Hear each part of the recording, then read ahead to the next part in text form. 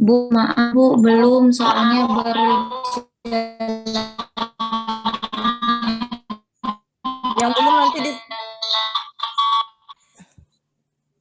yang belum nanti saja lagi ya. Ini sudah is being led ya.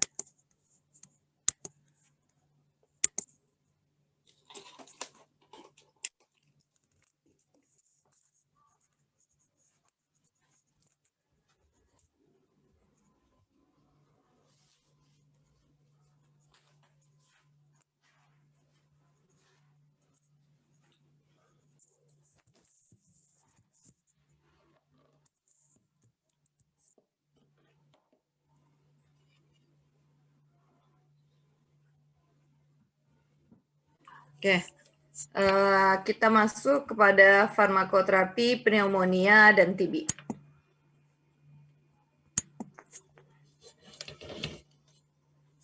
Oke, kalau ada catatan kalian catat ya. Kalau misalnya tidak ada hal-hal yang tidak tertulis di dalam slide ini. Pneumonia ini didefinisikan sebagai inflamasi yang terjadi dari udara yang dihirup yang masuk ke dalam paru-paru bisa terdapat hanya pada satu lokasi di paru atau banyak lokasi. Ini slide-nya kelihatan kan?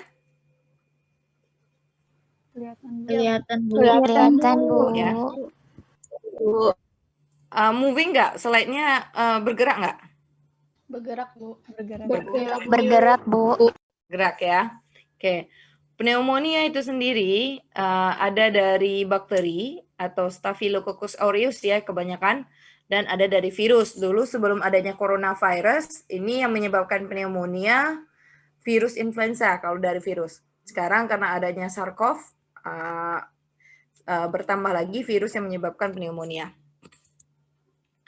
Ini adalah bakterial yang common yang menyebabkan pneumonia, yaitu grup B Streptococcus, grup A Streptococcus, Mycoplasma pneumonia, Chlamydia pneumonia, Chlamydia trachomatis, mixed anaerobic gram negatif enteric.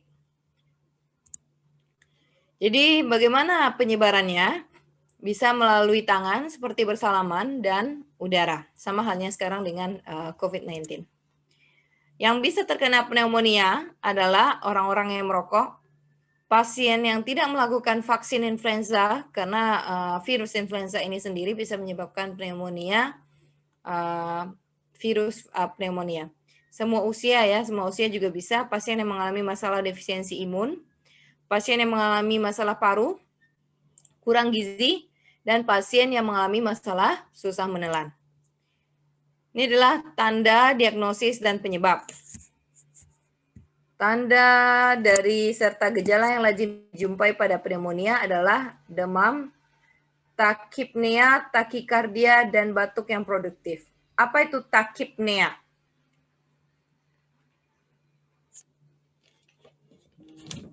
Coba cari 2 menit, apa itu takipnea?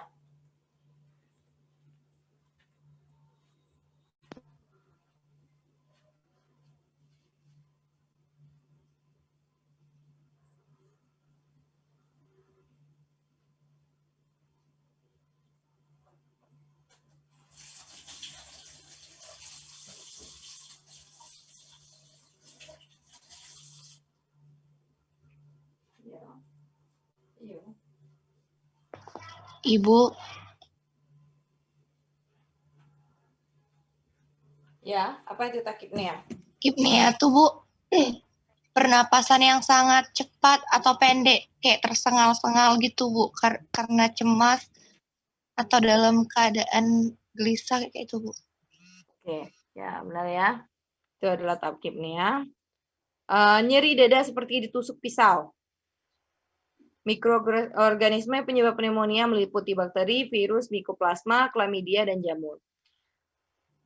Pneumonia oleh virus banyak dijumpai pada pasien imunokompromis bayi dan anak. Dulu sebelum adanya COVID-19. Yang pneumonia virus ini banyak pada bayi dan anak-anak dan imunokompromis. Pasien-pasien yang bermasalah dengan sistem imun.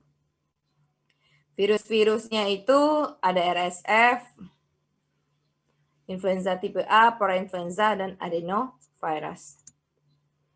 Ini adalah perbedaan pneumonia virus dan bakteri.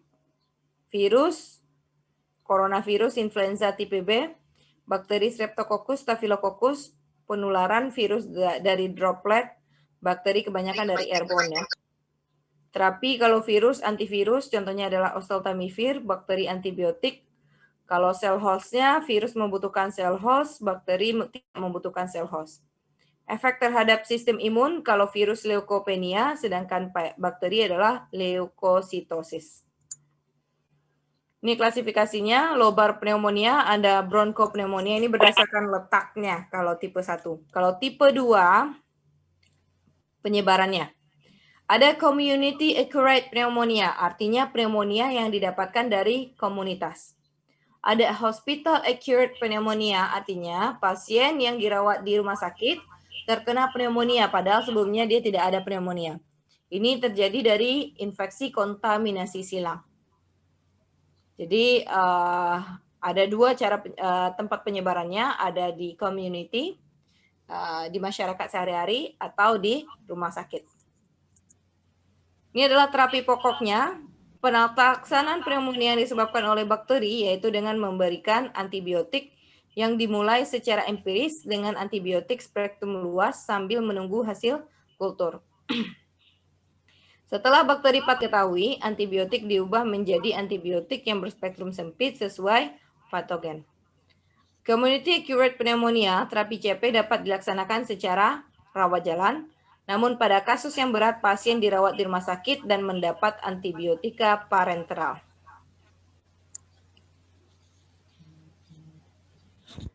Oke, kalian formasi klinisnya dengan siapa? Pak Maman, Bu. Pak Maman, Pak Bu. Maman, formasi klinisnya studi kasus nggak? Sesuai dengan RPS nggak? Iya, Bu. Sesuai. Studi kasus nggak kalian diberikan?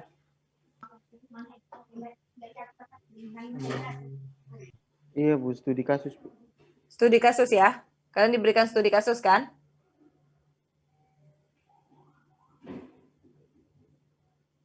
Ketua? Iya, Bu, studi kasus, Bu. Studi kasus kan? Sama ya dengan anak C dan D? Sama. Iya, oke. Bakterial pneumonia, ini adalah treatmentnya. Parenteral cefuroxime, cefotaxime, ceftriaxone. Kalau staphylococcal pneumonia, ini vancomycin, clindamycin. Viral pneumonia, ini biasanya tidak menggunakan antibiotik, kecuali kalau misalnya sudah severe ya, dan ada evidence adanya bakteri. Oke. Ini kalau untuk community acquired pneumonia, pasien rawat jalan, outpatient. Apa lini pertamanya? Kalau misalnya dia tidak ada comorbidity, tidak ada komplikasi, tidak menggunakan antibiotik, dan tidak resisten terhadap makrolida, dia tidak ada komplikasi, tidak sedang menggunakan antibiotik, dan tidak ada resisten makrolida, kita berikan makrolida. Contohnya adalah azithromycin 500 mg followed by 250 mg for 4 days. Ada 500 mg diikuti dengan 250 mg untuk 4 hari. Atau clarithromycin 500 mg 2 kali sehari. Atau doxycycline 100 mg 2 kali sehari. Kalau misalnya pasiennya tidak ada komorbiditis atau tidak ada komplikasi, tidak juga sedang menggunakan antibiotik, namun resisten terhadap makrolida, maka dapat ditambahkan beta-lactam seperti amoxicillin 1 gram 3 kali sehari atau amoxicillin glavulonat XR 2 gram 2 kali sehari plus makrolida atau doxycycline. Atau bisa diberikan fluoroquinolone tunggal levofloxacin 750 mg 1 kali sehari. Berapa lama penggunaannya? Minimum 7 hari, maksimum 14 hari. Well appearing patient with significant medical comorbidities, artinya pasiennya terlihat baik namun ada komplikasi dan juga sedang menggunakan antibiotik. Maka kita juga bisa menggunakan beta-lactam plus makrolida atau dosisiklin, atau kita bisa menggunakan fluoroquinolone tunggal. Ini adalah kalau inpatient, pasien rawat inap tapi tidak di ICU, kita dapat memberikan fluoroquinolone ya. Ini level 1-nya lini pertama. Kalau dia rawat inap ya. Kalau rawat jalan tadi apa? Macrolide ya. Macrolide tapi tidak sedang resisten dengan makrolida. Kalau misalnya rawat inap, lini pertamanya adalah fluoroquinolone. Lalu bisa juga kita berikan beta-lactam plus makrolida. Beta-lactamnya ini seperti cefotaxime, ceftriaxone, ampicillin. Jadi cefalosporin juga termasuk beta-lactam ya. Ertapenem atau untuk selective patient. Kalau udah ertapenem itu biasanya untuk pasien-pasien yang juga sudah terindikasi berat. Ertapenem dengan dosisiklin ini level 3 evidence ya, lini ketiga. As alternatif, ini alternatif yang digunakan jika pasien resisten terhadap makrolida. Fluoroquinolone diberikan jika pasien alergi terhadap penisilin. Baru kita berikan fluoroquinolone seperti ciprofloxacin, mofifloxacin, ofifloxacin. Outpatient yang tadi ya, kita lihat apa macrolide ya atau dosisiklin.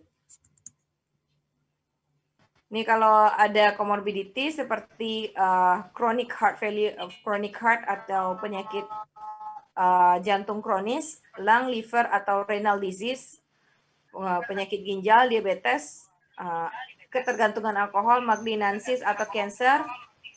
Ini semuanya kita dapat berikan antimikrobial dalam within the previous 3 months. Jadi kalau misalnya pasien-pasien seperti ini, pasien-pasien yang immunosuppressing condition, artinya sistem imunnya itu pasti dalam keadaan rendah. Jadi pasien ini dapat kita berikan respiratory fluoroquinolone, mofifloxacin, gemifloxacin, atau levofloxacin. Lalu beta-lactam plus makrolida. Ini juga kita dapat berikan kepada pasien. Namun ini harus dipantau, biasanya pengobatannya lebih lama. Artinya pasien harus dalam keadaan yang dirawat gizi dan sebagainya dalam 3 bulan sebelumnya. Ini community acquired pneumonia. Pasien yang mendapatkan pneumonia dari komunitas should be treated for minimum 5 days. Jadi 5 hari ya kalau untuk community acquired pneumonia. Artinya dalam 48 sampai 72 jam demamnya harus sudah tidak ada lagi. Sama tadi. Ini terapi pendukung, pemberian oksigen pada pasien yang menunjukkan tanda sesak atau hipoksemia. Jadi kalau pasiennya sesak dapat kita berikan oksigen. Bronkodilator pada pasien dengan tanda bronkospasme.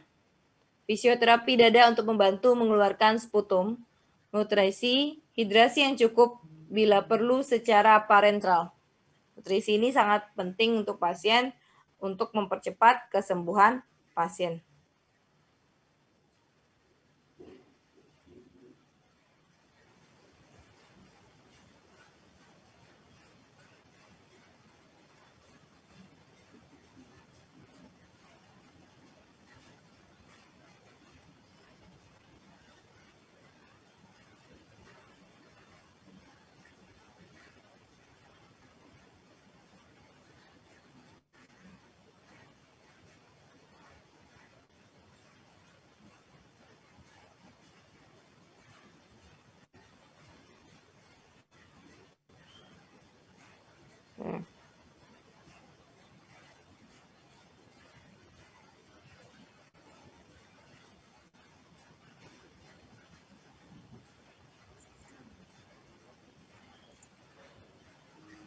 Oke, coba dilihat ini ARDS. Apa itu ARDS? Di kamar mandi ada orang nggak, Ma? Oke, kalian ada kelompok ya? Coba dicatat ini, nanti terakhir 10 menit terakhir kalian jelaskan dengan kelompoknya patofisiologi dari ARDS ini. Sampai dia menyebabkan pulmonary lung complication, gangguan pada pertukaran gas, kita sebut dengan ARDS.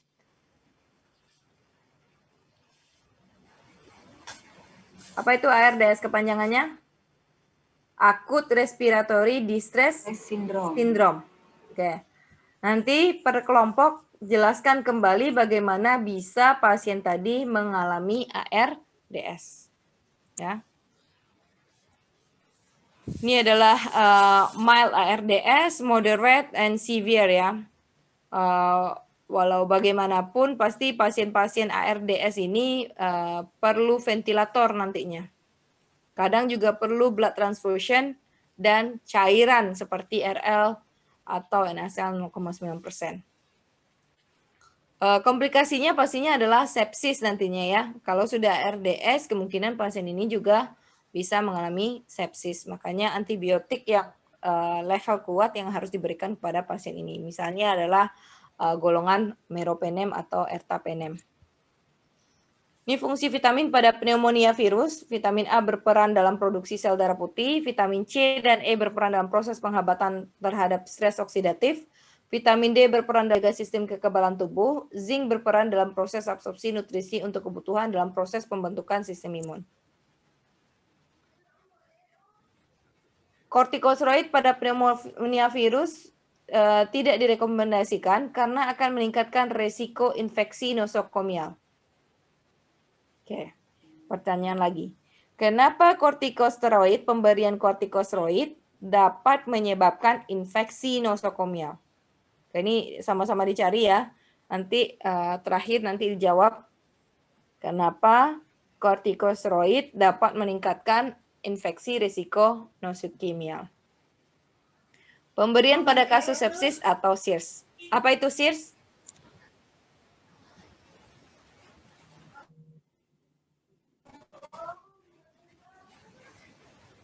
Apa yang dimaksud dengan SIRS?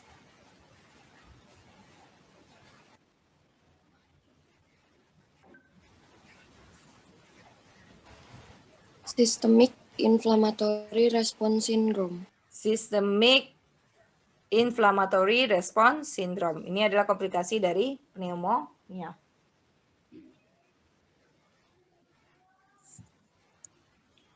Oke, pneumonia ini masih pneumonia bakteri ya. Nanti kita akan lihat sedikit tentang COVID-19.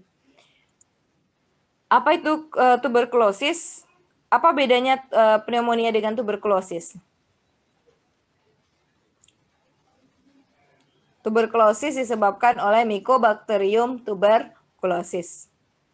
Dan juga pada X-ray-nya yang akan terlihat nanti adalah hitam pada paru-parunya, sedangkan pada pneumonia itu terlihat seperti emfisema atau bercak-bercak putih ya. Pneumonia nama bahasa awamnya adalah paru-paru basah, sedangkan tuberkulosis adalah flek-flek paru. Prinsip terapi tuberkulosis menghindari penggunaan monoterapi.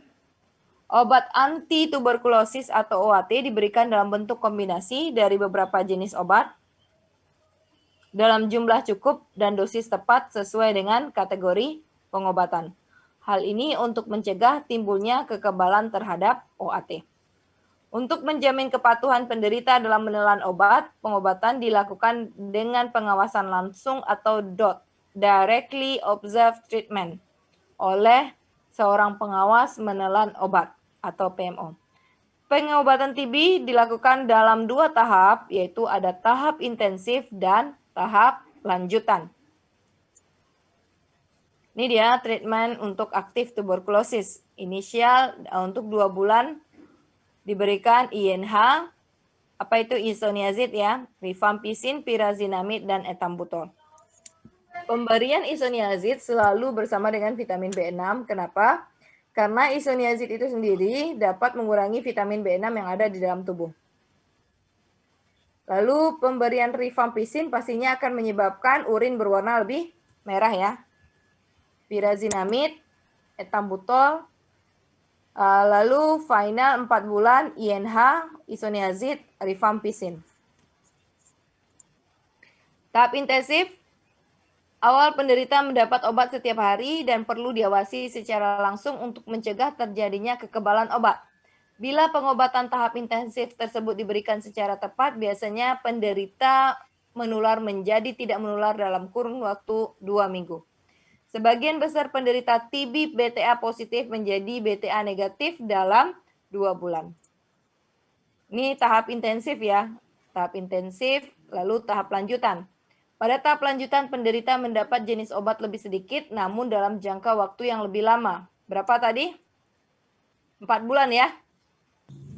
Tahap intensif dan tahap lanjutan. Kalau lanjutan 4 bulan, tahap intensif 2 bulan, namun dapat 4 macam obat. Yang 2 bulan tadi, yang 4 bulan hanya 2 macam obat. Tahap lanjutan penting untuk membunuh kuman persisten atau dorman sehingga mencegah terjadinya kekambuhan. Jadi kenapa pasien-pasien TB itu sering kambuh, bahkan sering mengalami menjadi MDR atau XDR TB. Oke, catat selanjutnya tugas kalian yang kalian cari juga. Nanti kalau ini sudah habis ya, nanti sembari kalian masuk, kalian juga cari tugas-tugas yang tadi. Apa yang dimaksud dengan MDR-TB dan XDR-TB? Bagaimana pengobatan MDR-TB dan XDR-TB? Ini adalah panduan pengobatan standar yang direkomendasikan oleh WHO atau International Union Against Tuberculosis and Lung Disease. Kategori pertama, 2-HRZE, 4H3R3. Apa bacaannya itu? 2 bulan, isoniazid, rifampicin, pyrazinamide, etambutol, dan 4 bulan, 3 kali seminggu, isoniazid dan rifampicin. Lalu ada juga 2 bulan, isoniazid, rifampicin, pyrazinamide, etambutol, atau 4 bulan, isoniazid, rifampicin. Lalu 2 bulan isoniazid, rifampicin, pyrazinamide, etambutol, dilanjutkan 6 bulan isoniazid, etambutol. Ini adalah kategori 1.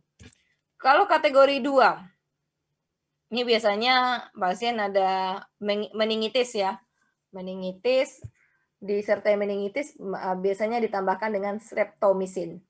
2 bulan isoniazid, rifampicin, pyrazinamide, etambutol, streptomycin, atau isoniazid, rifampicin, ini 1 bulan ya, HRZE ini 1 bulan isoniazid, rifampicin, pyrazinamide, etambutol, dilanjutkan 5 bulan, 3 kali sehari isoniazid, 3 kali seminggu isoniazid, 3 kali seminggu rifampicin, dan 3 kali seminggu etambutol.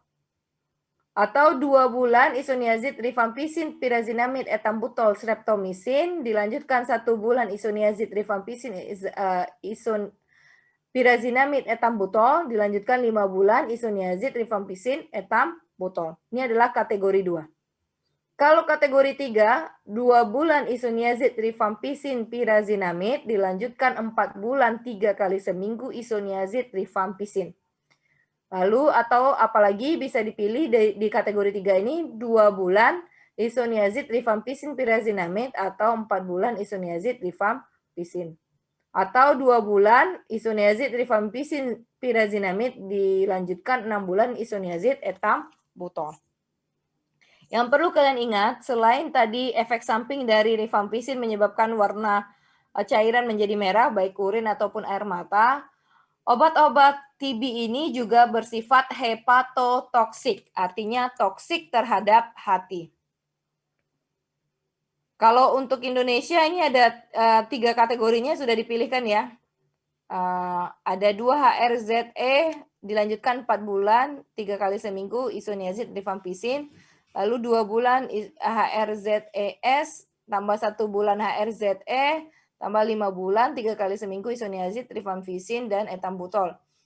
Lalu kategori 3-nya kita 2 bulan isoniazid, rifampicin, pyrazinamide, dilanjutkan 4 bulan, 3 kali seminggu, isoniazid, rifampicin.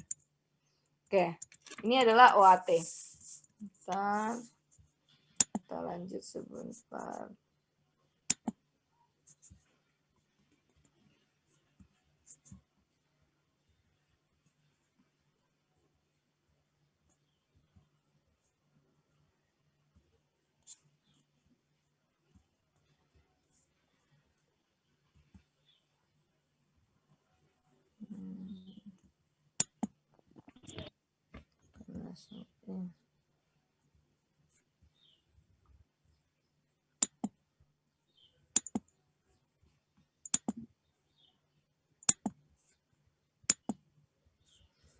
Oke. Untuk yang tadi ada pertanyaan, selain dari pertanyaan yang Ibu tanyakan ya, ada pertanyaan nggak sebelum kita masuk ke manfaat dan efek samping dari penggunaan hidrokloroquine sebagai obat alternatif dari COVID-19? Kita akan lihat sedikit tentang potensial interaction drug untuk pasien-pasien COVID-19.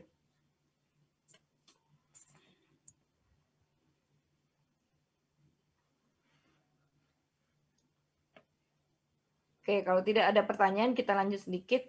Nanti kalau mati ini kalian cari tugas tadi 10 menit ya.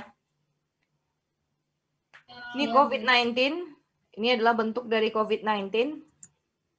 Ini kalian tahu sendiri kalau coronavirus ini merupakan penyakit infeksi yang berefek pada sistem pernafasan. Dapat menyebabkan seseorang itu bisa menimbulkan gejala, sign dan simptom dari ringan sampai berat, khususnya pada respiratory. Kebanyakan orang-orang yang terinfeksi dari virus ini memiliki sign dan simptom batuk, demam, dan sulit bernafas. Ini penyebarannya melalui droplet dari cairan air liur ya, atau discharge atau perpindahan dari hidung ya ketika bernafas. Ini bagaimana dia menginfeksi ketika orang itu batuk atau sneezing, dan inkubasinya adalah selama antara 2 sampai 14 hari. Ini adalah gambaran COVID-19 di Indonesia ya. Ini adalah historinya. Historinya pertama kali ditemukan pada tahun 1918 itu adalah Spanish flu H1N1, kita sebut dengan influenza A virus. Pada tahun 1957, Asian flu H2N2, influenza H virus. Lalu 1968, Hong Kong flu H3N2, influenza H virus juga.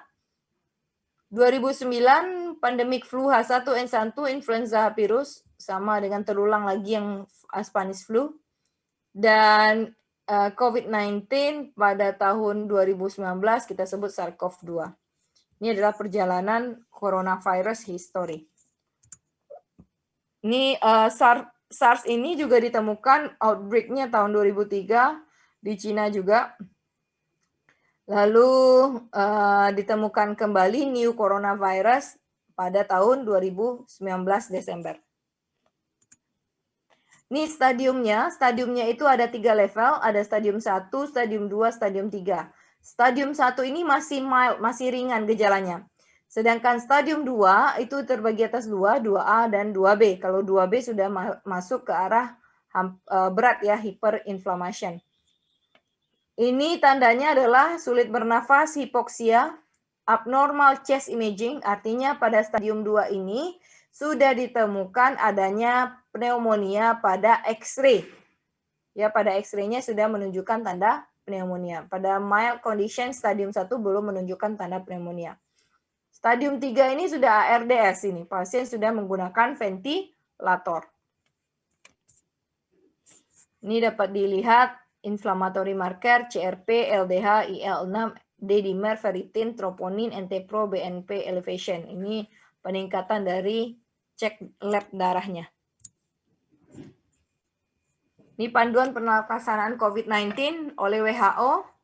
Kalau mild, tidak dianjurkan antibiotik. Kalau moderate tergantung ya, sebenarnya tidak dianjurkan antibiotik, namun kecuali kalau ada klinikal tanda-tanda bakteri infection.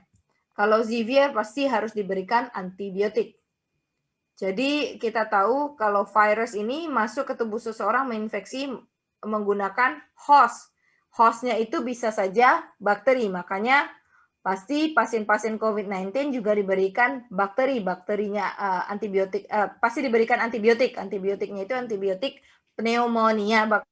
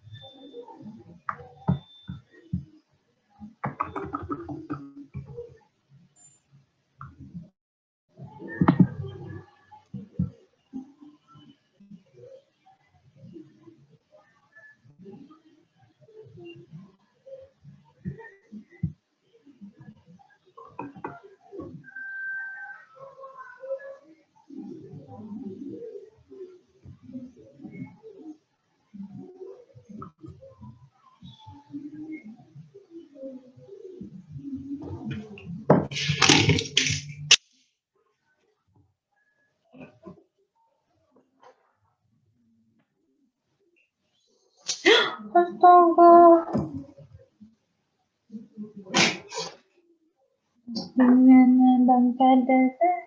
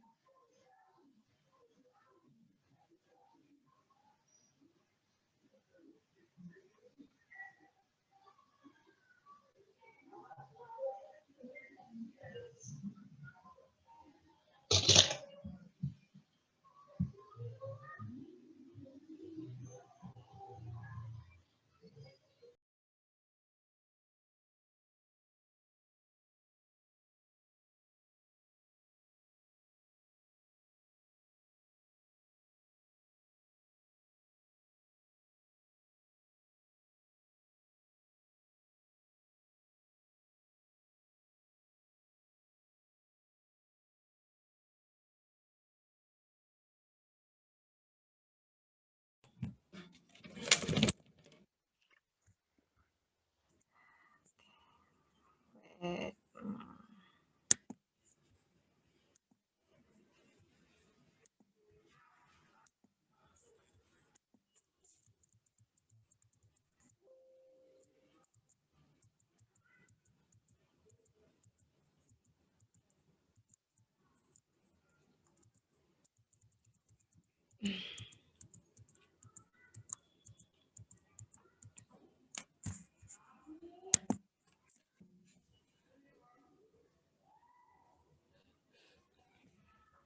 Hari Sabtu ini kalian ada kuliah tamu kan?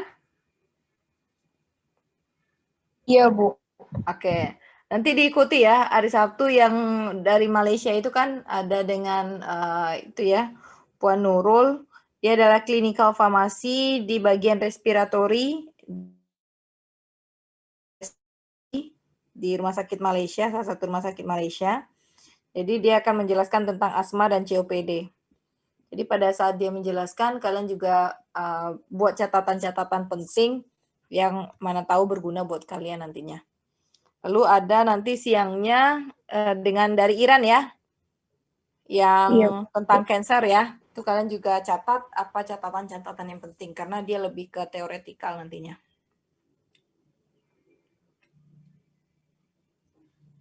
Oke, siapa yang bisa menjelaskan patofisiologi dari ARDS?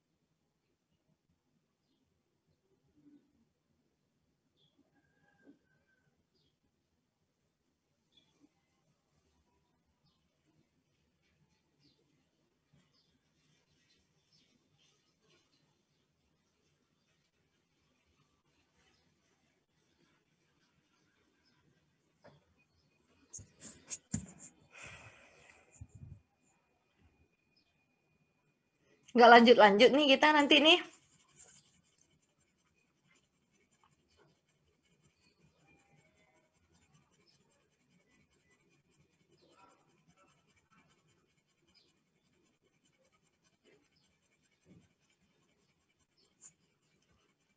Pulmonari dan ekstra pulmonari yang bisa menjelaskan?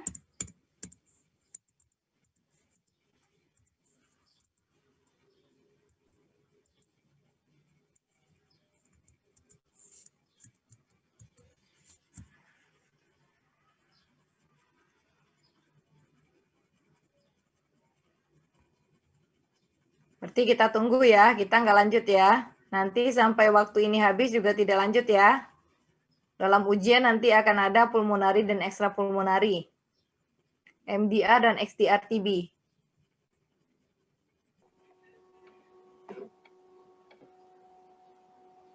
Ya, halo Bu. Mau menjawab yang TB MDR. Silakan. 10 menit TB lagi mau habis ini.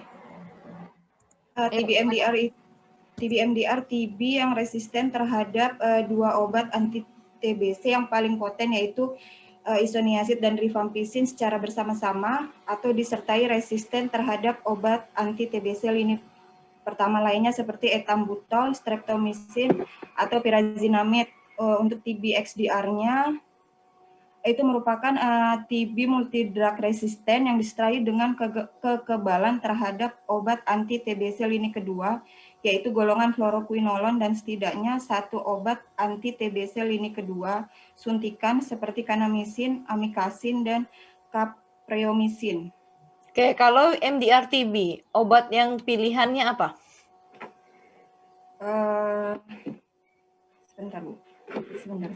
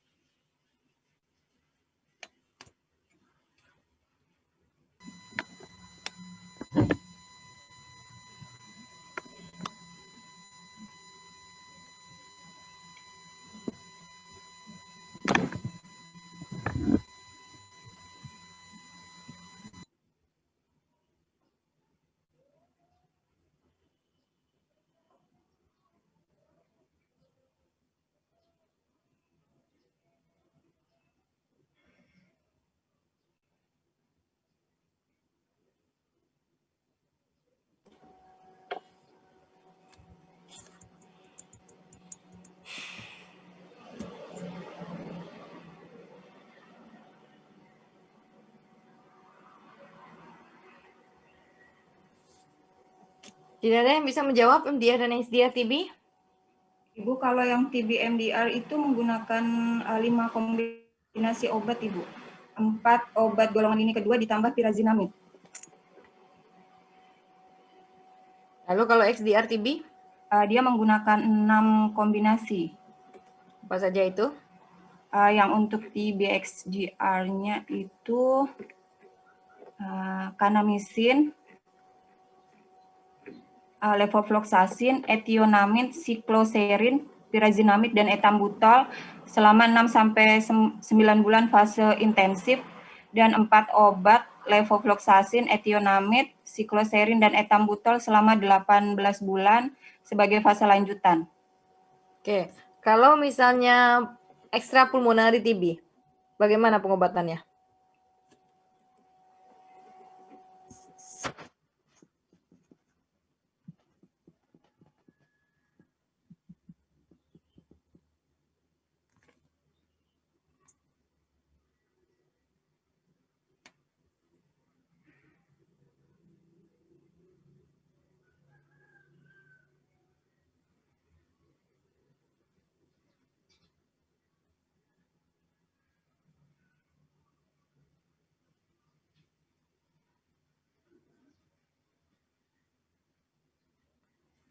Tahap lanjutannya berapa bulan? Tadi kalau yang lainnya tahap lanjutannya 4 bulan ya. Kalau ekstrapulmonari TB, tahap lanjutannya itu sampai 10 bulan. Itu bedanya. Kalau TB biasa, TB paru, tahap lanjutannya tadi kan 2, 4 ya. 2 itu tahap awal inisial dan 4 bulan adalah tahap lanjutan. Namun tahap lanjutan di sini menggunakan hanya 2 jenis obat. Untuk ekstrapulmonari TB, tahap lanjutannya itu adalah 10 bulan. Jadi pengobatan ekstrapulmonari TB ini bisa sampai 1,5 tahun atau 2 tahun. Jadi awalnya itu tahap inisialnya itu adalah 6-9 bulan. Lalu 2 bulan ditambah juga obat hepatotoxic drug ya. Karena obat-obat TB ini pasti menyebabkan hepatotoksik. Jadi sangat toksik terhadap hati. Sehingga harus ada minum seperti kurkuma ya, biasanya pasien diberikan kurkuma ya, untuk memproteksi fungsi hatinya karena akan menggunakan obat hepatotoksik sekitar 1,5 tahun sampai 2 tahun. Lalu 6-9 bulan itu inisial, lalu lanjutannya 2 bulan, final lanjutannya itu adalah 10 bulan. Jadi tahap lanjutannya itu 10 sampai 12 bulan. Kalau yang tadi sebelumnya adalah 4 bulan. Untuk yang TB biasa ya, kalau TB ekstrapulmonari itu bisa sampai 12 bulan. Kalian bisa melihatnya pada, bentar ya, saya kirimkan ke sini.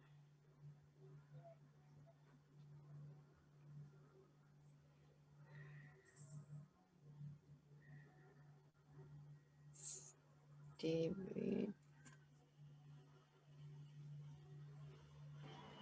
Bu, maaf yang belum absen gimana, Bu? Oke, siapa saja yang belum absen? Saya, Bu. Genta, Bu. Tias juga, Iya, Bu. Bu. Rumsi, Bu. Noman, Bu. Ya, Bu. Saya, Bu, Inti. Nadira, Bu. Tias Putri Wulandari? Hadir, Bu.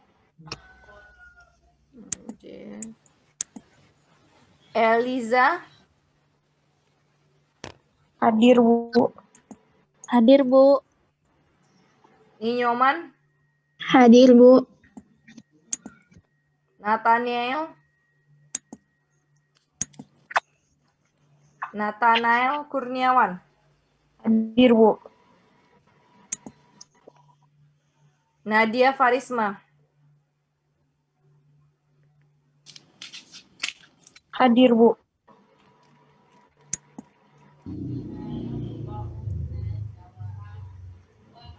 Deta Endah? Hadir, Bu. Genta Nur Akbar Safari? Hadir, Bu.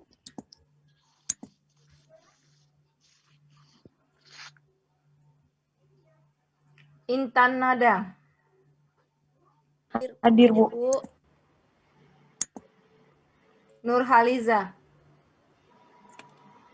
Hadir, Bu. Hadir, Bu. Cornelia Suardi. Hadir, Bu. Hadir, Bu. Sofiana Angelin. Hadir, Bu. Nadirah Anggraini. Hadir, Bu.